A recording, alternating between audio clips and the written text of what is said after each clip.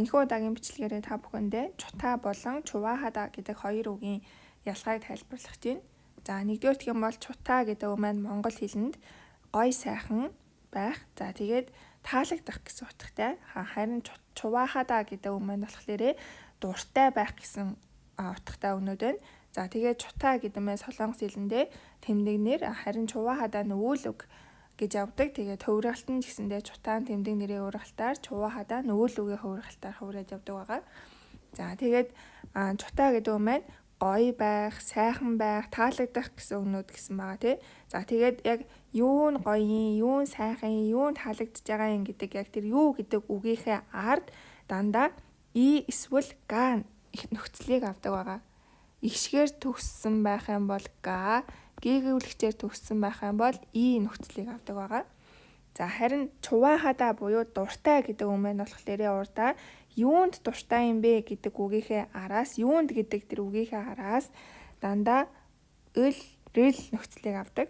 Гээгүүлэгчээр төгссөн бол өл, игшгээр төгссөн бол рэл нөхцөлийг байнга залгана. За тэгээд хүмүүсийн маш их гаргадаг алдаа нь болохоор чуваахада гэдэг үгийн өмнө и-га залгаад чута гэдэг үгийн өмнө эл-рэл залгаад байдаг. За тэгэхгүй чута гэдэг үг орсонд бол яг юу нь гоё, юу нь сайхан гэдэг тэр юу гэдэг үгийнхээ араас дандаа и-га авна.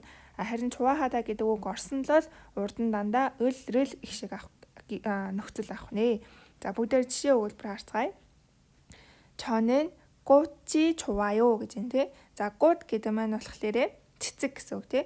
Тэгээ гийгүүлэгчээр төгссөн учраас араас нь и нөхцөл аваад 좋아요. 저는 꽃이 좋아요 гэхээр надад одоо цэцэг таалагддаг гэсэн утгаар орчуулж болно.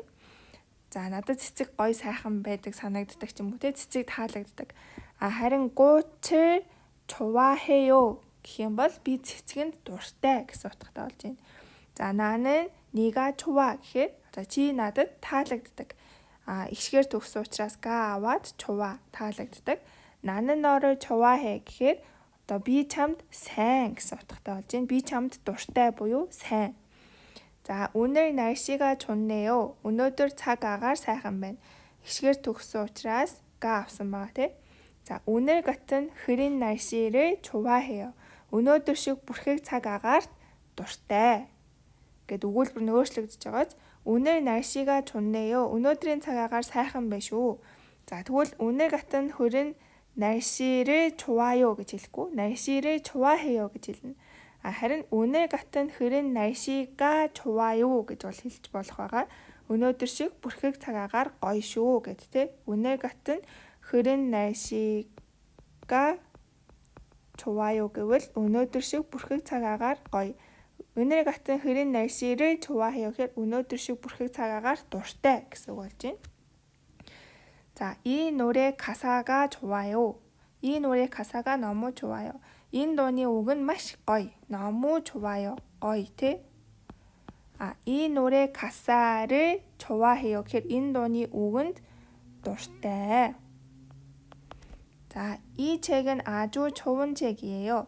Энэ ном бол маш сайн ном. За, и-га нөхцөлийн оронд зарим тохиолдолд өгүүлбэрийнхээ утгаас хамаарат өн авч болно тий.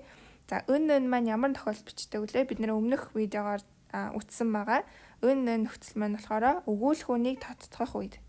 За, энэ ном яг ямар ном юм бэ гэдгийг тодтогмоор байгаа үедээ ön-ийг бичиж болно. За, тэгэхээр 이 책은 гэд и-гийн оронд өнийг бичээд 아주 좋은 책이에요. үнэхээр сайн ном.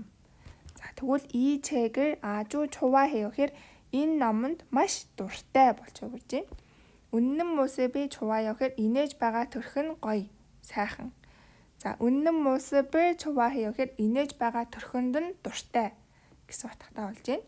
За, тэгэхээр и-га чута болон 을-를 좋아하다 гэдэг үг маань хоорондоо маш ялгаатай. Нөгөө нэг нь болохоор гоё, сайхан байх, дуртай байх. Зарим тохиолдолд яг утга нь адилхан байгаа хэрнээ бас ингэж өөрөөр бичдэг болдог тийм шээ. 나는 네가 좋아, 나는 너를 좋아해. Аль нь тэрэнд дуртай, таалагддаг гэж хэлж байна. За. Харин нэг заавалчгүй сахих ёстой зүйл нь болохоор чута гэдэг үгийн өмнө и-га нөхцөл, чуваахада гэдэг үгийн өмнө эл-рэл нөхцөл орж байна. За, чуваахада гэдэг үгийг авах юм бол хада буюу хийх гэдэг үг маань энд орсон байгаа тийм. За тэгээд дандаа гүмбүрээр хадаа, үндүүнээр хадаа гэд хийх гэдэг үгийн өмнө рэл нөхцөл авдаг. За тийм болохоор та нар трийгээ сайн санаад чуваа хадаа гэдэгт чинь хадаа буюу хийх гэдэг үг орсон байгаа учраас бусад хадаатай өгнүүдийн адилаар гүмбүрээр хадаа, үндүүнээр хадаа, ирээр хадаа гэх мэт хадаатай өгнүүдийн адилаар би рэл авах юм байна. За тэгээ энэ нь ийм тийм юмд дуртай гэсэн утгыг илэрхийлэх юм байна гэдгээ мэдэж аваад чута гэдэг нь гоё, сайхан, таалагдах гэсэн үг юм байна. Үүний өмнө га нөхцөл орох юм байна гэдгийг та бүхэн сайн тогтоож авах хэрэгтэй шүү. За тэгвэл өнөөдрийн бичлэг маань энэ түрээд дуусж байна.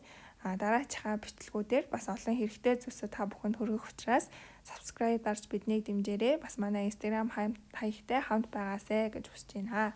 За дараачихаа YouTube видеогоор эргээд уулзцгаая.